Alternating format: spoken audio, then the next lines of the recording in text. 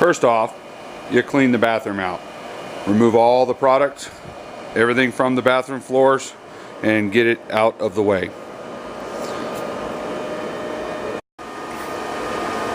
Next, sweep the floor. Get everything off the floor you possibly can. If you cannot sweep it, then go ahead and vacuum it out. Your cleaning solution will be the same as upholstery. Go ahead and mix Odoban into your water mix. Have your unit, your line ready, and your hose, because that's going to be your mop. Is going to be your upholstery machine.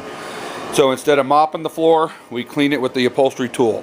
It does two things. It cleans the floor, sanitizes the floor, and it extracts and dries the floor all at the same time.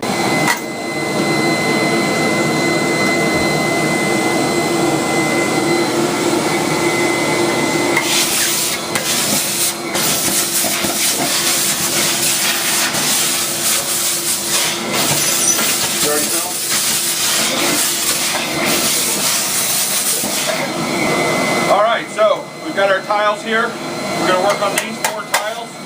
We're going to first get it wet. We're going to use our degreaser from our upholstery stuff. So this is basically Zep orange degreaser. It'll get down there and really get it clean. The Odoban. We're going to use our black pad. This is what strips the floor. So it'll take that old wax right off the floor. So we're going to get our baseboard. Circular motion.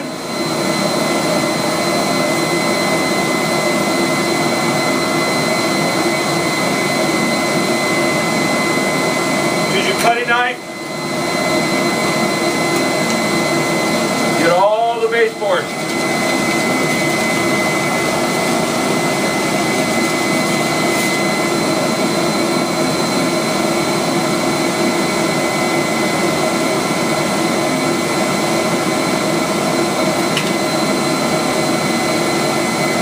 One more buffing. Put some weight on it. Get that buffer to really scratch that floor.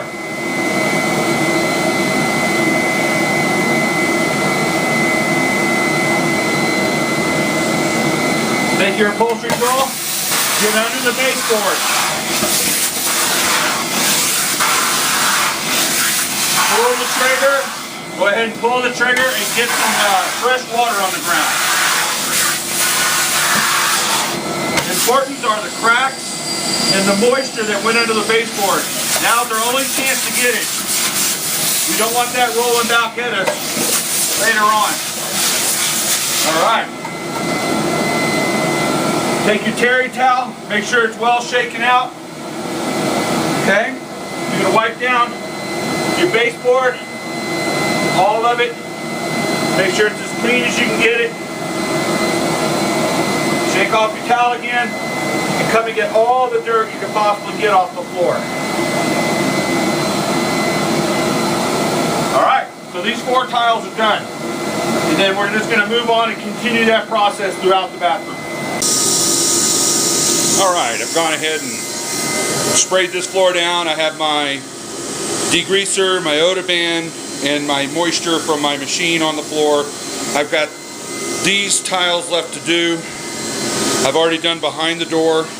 What I'm focusing in on is these door jambs, and then this strip here.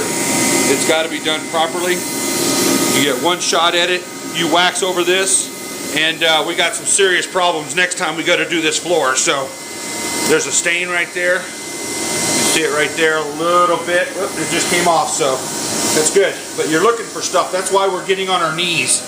We can't really see it if we're pushing a broom or running a machine. You can't really see the stains.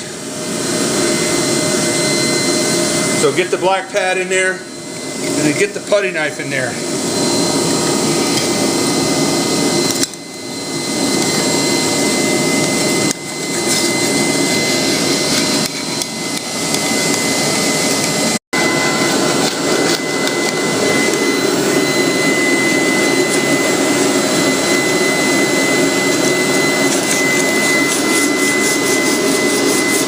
Felt some roughness in this tile right here from the last time they waxed, so I'm ironing that out with this nice putty knife. Alright? Give it one more round of scrubbing. You don't need gloves. This isn't going to hurt your hands. This is easy stuff, man. Alright, so once that's done, take our upholstery tool.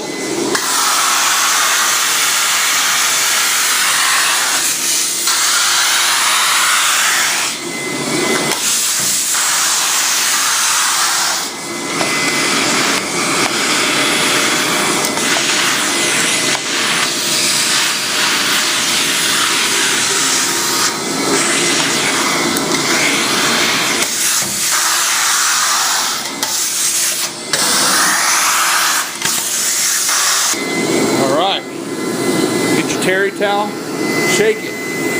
Make sure you get all the lint out of it you can. Every time you go to wipe down your squares, make sure the lint is out as much as possible.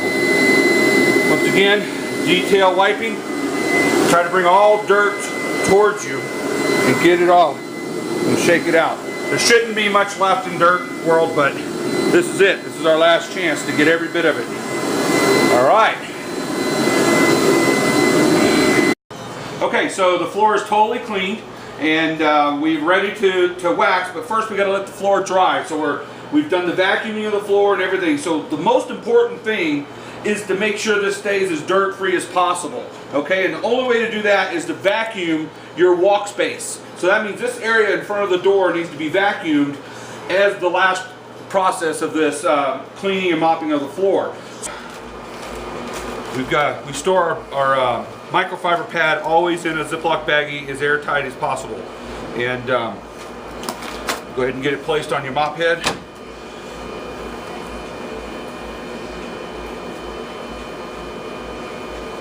Like so. It's still wet. That's from yesterday.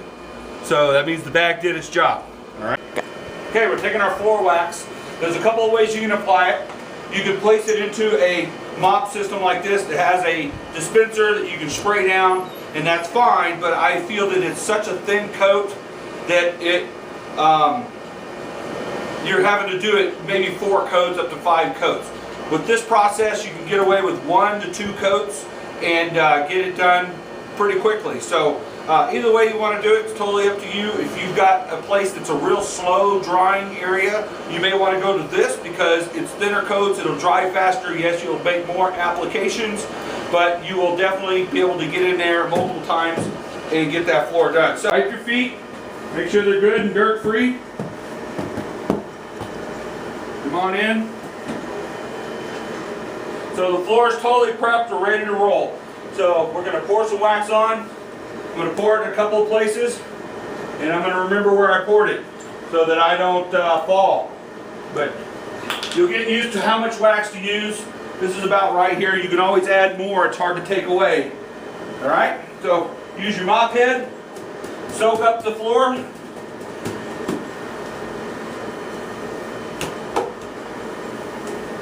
Do your baseboard.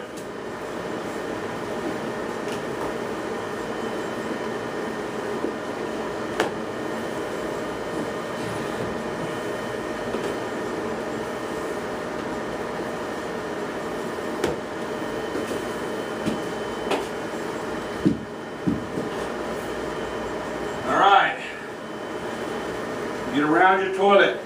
We're going to come back here, get around the edge of the toilet. Now what we're going to do is make it streak free. Picking up your other puddles, keeping your mop wet. Go down the edge of both sides while you can still get behind the door.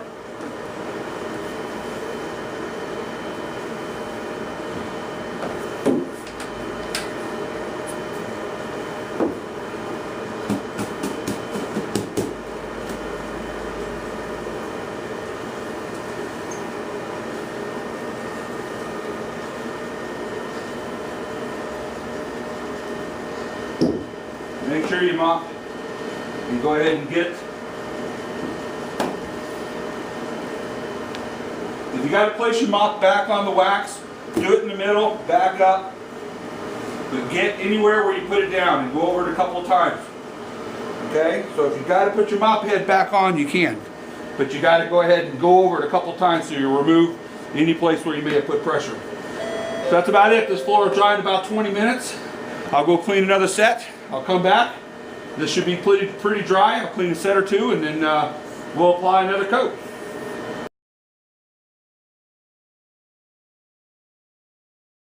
So one of the best things you need to do is block your door. While I was waxing this, a store employee came in and put footprints all over my new wax. So, and then washed their hands and put water in my wax. So I'm going to come back. We're going to have to repair that, and which we can do because it's all still relatively new, but it cost me an extra 20 minutes. So I recommend you blocking the door, telling them multiple times not to come in until it's fully dry, and we can go from there. But we're done with our baseboards. All we really have to do is work with our surfaces now, and that will get us out the door. So we can go ahead and remove this. Bring your mop in. And I've already wiped my feet, so go ahead and place our wax.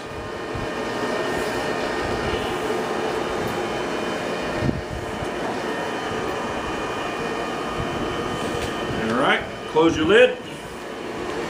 Soak up the wax. There you go. Get around your corners. Sop up your wax. Get behind your door.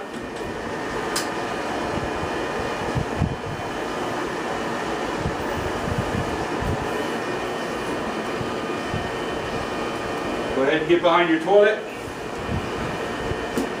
Get all your wax sopped up. So I've got all my edges done.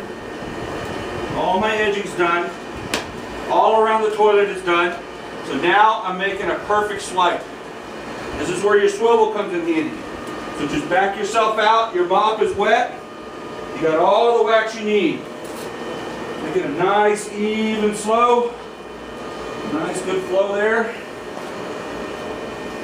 Bring it off the floor. Wipe your threshold. And go ahead and wax your threshold. And there it is. So that'll be done, and this will be dry. So that's our last application on this floor. Move on to our next bathroom. Wipe your feet.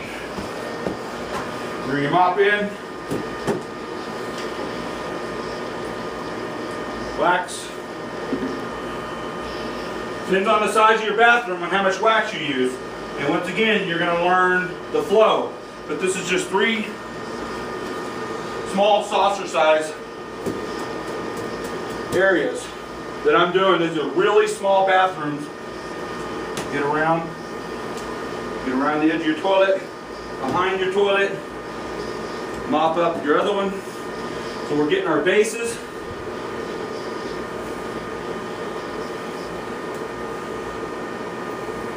Get behind your door, mop up your wax.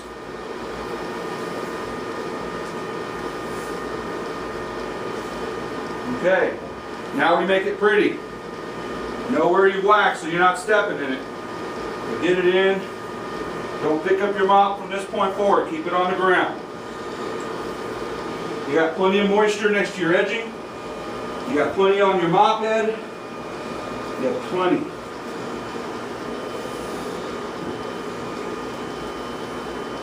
Get your threshold. Slide your mop off. Okay? That is it. That floor will dry. It'll be beautiful. It'll be durable. This is a great wax. This is basically it's a 2-coater. Most of them are up to 4, and this one is a high dollar coat wax. We like using it because we can get in and out faster, and we get a better finish. So with the mop head, instead of using the string mop, we use a microfiber mop because the string mop adds bubbles. And anytime you add bubbles, you're going to have these pittings. With this, you have less chance of the bubbling. You still may get some. That's impossible to remove from waxing, but this eliminates a lot of it. So this is a trick to the trade. A lot of floor finishers don't know that you use a microfiber mop, the flatness, and you don't have that curly cue of the traditional mop head that adds the bubbles to the finish, which are almost impossible to remove down the road. So with this application, the way we clean, the way we scrub, the way we do the whole process, it's all about time. And it's about making sure it's the best quality job possible. And by getting on our hands and knees on the floor, we see every detail that needs to be removed, everything that needs to be done, and we're able to give the store the best bang for their buck.